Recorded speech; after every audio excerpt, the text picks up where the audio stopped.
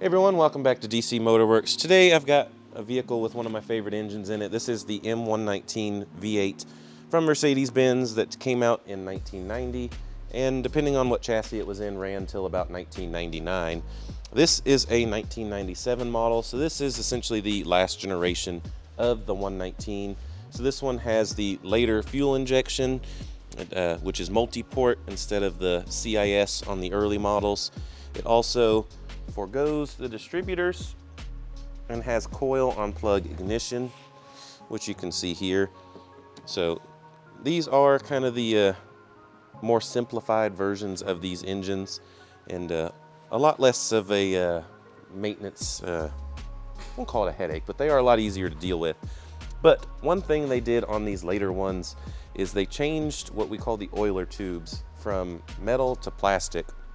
And if you've ever heard one of these engines, they should be nearly silent.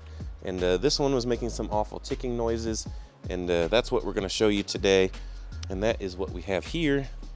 You can see we have these nice metal anodized tubes here, and those are your camshaft oiler tubes. And what happens with the plastic ones is as they age, the plastic becomes brittle, and the caps on the end of them on the bottom here, which I've got a little clip I can stick in here and show you, that they will break off, and then you lose the pressure that's going to the top of the engine here, and it causes a lack of lubrication and a ticking noise.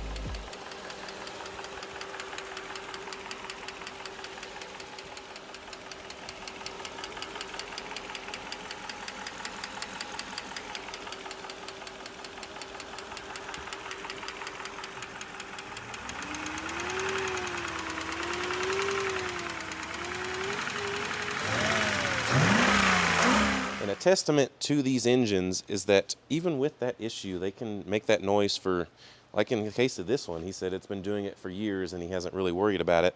And it's caused no damage at all. If you take a look at the camshafts here, they look great. There's no scoring, there's no wear on the lobes. The tappets look great. It's funny, these look very similar to the top end of a 156 engine, which I also love, the quad cam engines. So you can see the tappets up under there, but no wear at all, even though this thing's been ticking for years. And this has over 200,000 miles on it. Another plastic problem that just since we touched it here, these upper chain guides just kind of fell apart. You can see these little plastic fingers here that hold the two pieces together. And after 20 odd years and 200,000 miles, they did not want to come apart, so they fell apart instead. But some other things with this engine, there's really not a lot. The valve covers tend to leak at their older age. On a rare occasion, you'll have these upper timing covers leak as well.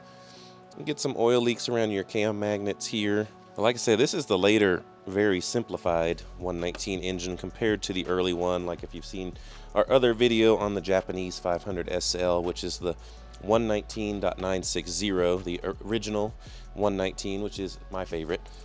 But these have been super simplified. They've got the updated power steering pump that doesn't really give a whole lot of issues and leak as much as the earlier ones do. You've got the more simplified belt drive system. So the early ones were a thick 8-rib belt, and these are the more standard 6-rib. Everything's pretty easy to get to. Doing a thermostat and water pump's kind of a thing on these, but not too bad. There are no issues with the injectors.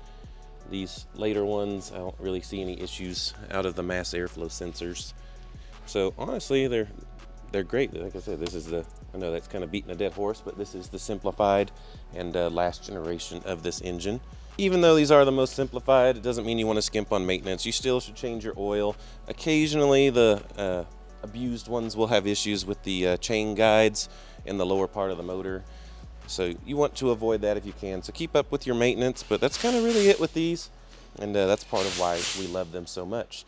So if y'all enjoyed this video, please consider liking and subscribing. We look forward to seeing you on the next video.